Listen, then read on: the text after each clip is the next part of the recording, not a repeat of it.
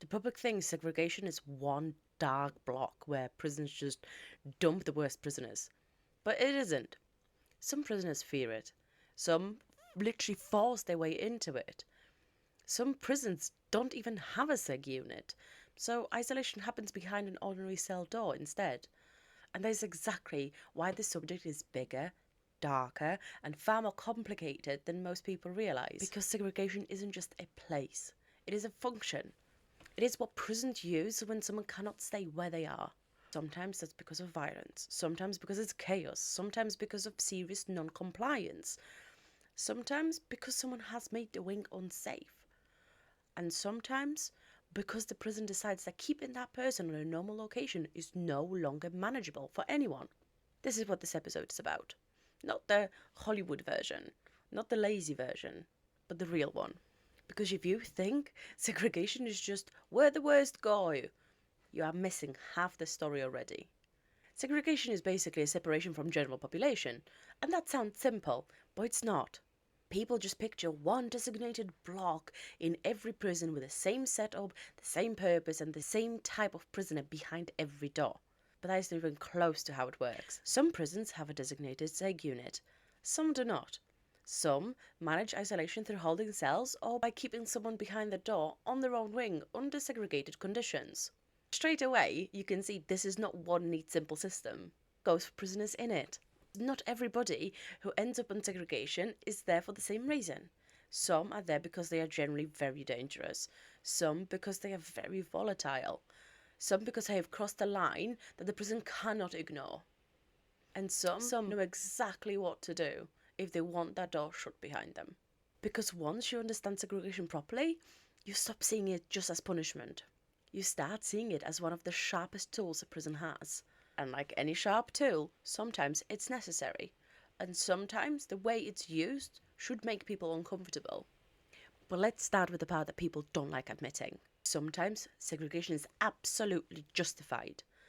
If a prisoner seriously assaults staff, starts throwing fluids, destroys a cell, barricades, incites trouble, creates a dirty protest, or turns a landing into a safety risk, the prison cannot just shrug and carry on. It has to regain control. And that is that people outside often do not grasp. Once one prisoner tips a wing into chaos, this stops being just about one prisoner. It becomes about everybody around them.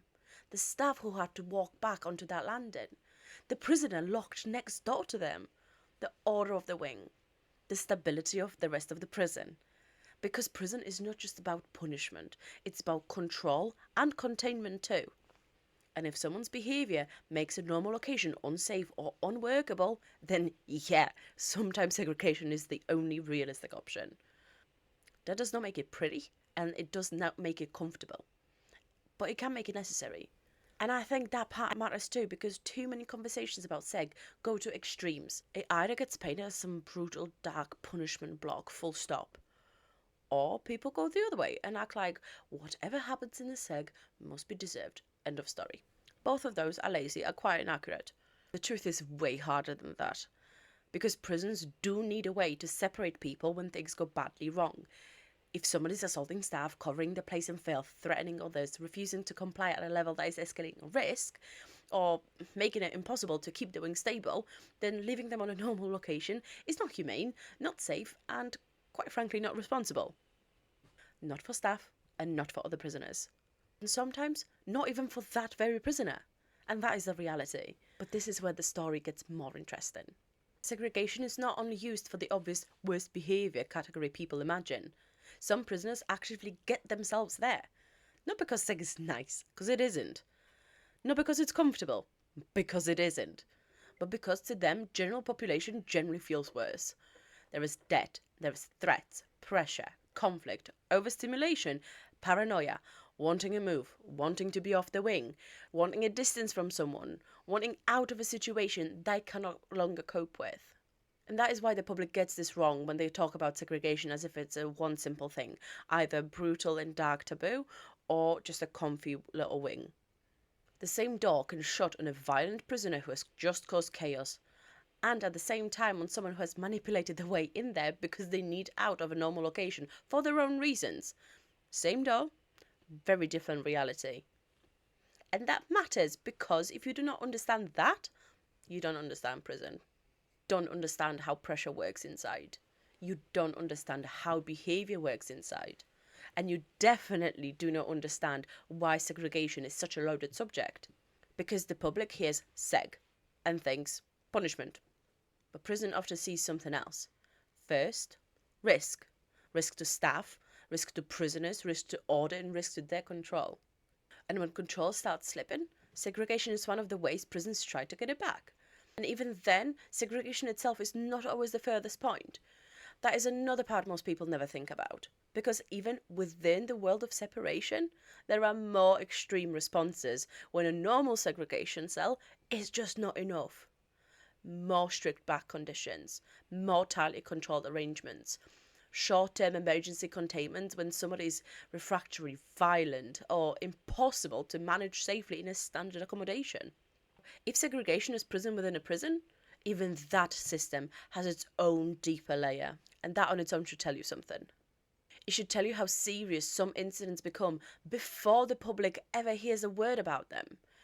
By the time that level is being used, the situation has already gone well past normal prison conflict. And yet, even with all of that said, this is still not a simple good thing or a bad thing. Because the minute you create a prison within a prison, you create a space that can do more than restore order. It can punish, it can contain, it can also isolate, and it can bury people out of sight. And it can become a place the system leans on too quickly, too easily, or for too long. That is where the line starts to blur, and that is where the series is going next. Because in the next episode, I want to get into the part that makes people really uncomfortable.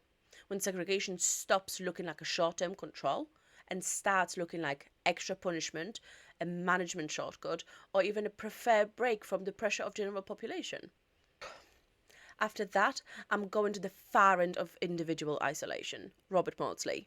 Man kept apart for decades in one of the most extreme cases Britain has ever seen. Then, after that, I'm looking at something different again. The specialist separation units that are not seg, but still keep certain prisons isolated from general population for very specific reason. First episode is your foundation.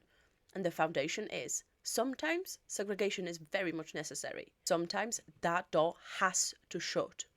Because when violence, disorder, and total loss of control hit a prison, pretending everyone can just stay where they are is not realistic.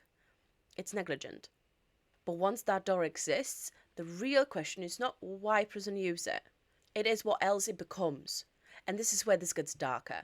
Because behind that door, it's not just one story. It's punishment, it's control, it's pressure, it's fear, and it's strategy. And sometimes it's the only thing standing between one prisoner's behaviour and a whole wing tipping into chaos. That is segregation. Not one block, not one type of prisoner, not one simple truth. It's a prison within a prison. And we are only just getting started. And before we wrap this up, hi, my name is Dagna, and I was a prison officer in the UK for 6 years. I've stood on the inside of the system, and I've seen what the headlines miss. And this is Inside Out Justice, when we say the quiet parts out loud.